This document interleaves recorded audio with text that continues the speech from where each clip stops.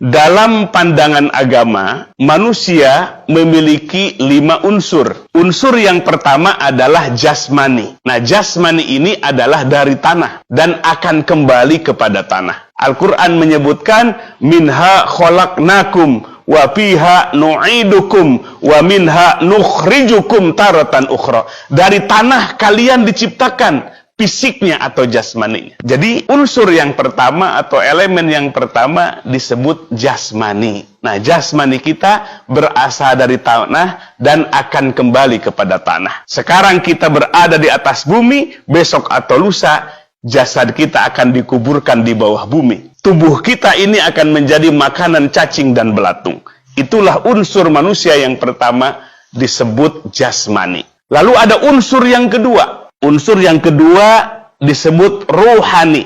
Nah, ruhani inilah yang Allah tiupkan ke dalam jasad kita ketika kita berada dalam kandungan sang ibu. Wa nafakhtu fihi mir ruhi. Allah yang meniupkan ruh kita. Nah, ruh ini adalah urusan Allah. Dulu ada orang-orang yang bertanya kepada Nabi Sallallahu Alaihi Wasallam, yas'alunaka anir ruh. Mereka bertanya kepada engkau Muhammad tentang ruh. Qul, katakan, ar-ruhu min amri rabbi. Ruh itu adalah urusan Tuhanku. Nah, sampai hari ini tidak ada orang yang bisa mendeteksi apa ruh itu. Itu adalah elemen manusia yang kedua. Lalu elemen manusia yang ketiga adalah yang disebut dengan asyahwat atau nafsu. Nafsu manusia. Nafsu ini karakternya hanya menyukai kesenangan duniawi saja. Jadi watak dan karakter nafsu manusia hanya ingin menikmati kesenangan dunia. Mata'ul hayati dunia. Kesenangan duniawi. Dari makanan,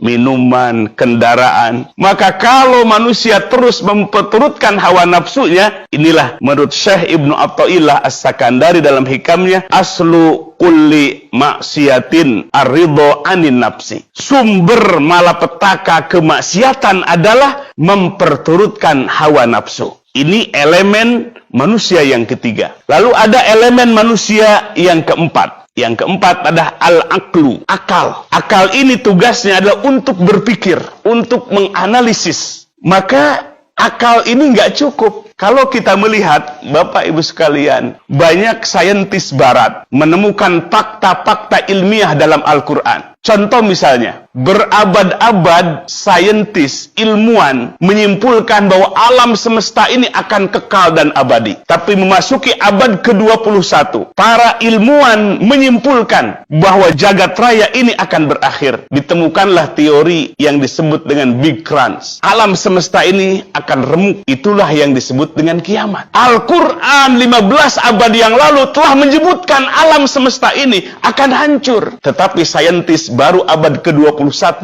menyimpulkan dengan teori Big Crunch. Tapi kenapa mereka tidak berbondong-bondong beriman kepada Al-Quran? Karena mereka pendekatan hanya akal semata. Ada yang kelima, ini namanya kolbu atau hati. Para ulama mengatakan al-kolbu huwa jauharul insan, bahwa kolbu itu adalah esensinya bagi manusia. Sesuatu yang paling mahal bagi manusia. Apa fungsi kolbu ini? Nah, kolbu inilah tempat turunnya cahaya Allah, tempat tumbuhnya keyakinan atau hidayah. Jadi, hidayah itu tidak masuk ke dalam akal. Tetapi hidayah, keyakinan atau cahaya Allah itu hanya masuk ke dalam kolbu, hanya masuk ke dalam hati. Maka kalau kita melihat dalam Al-Quran, Al-Quran turun dengan perantaraan Jibril alaihissalam, ala kolbika, datangnya bukan kepada akal Nabi, tapi datang kepada hati Nabi Muhammad sallallahu alaihi wasallam.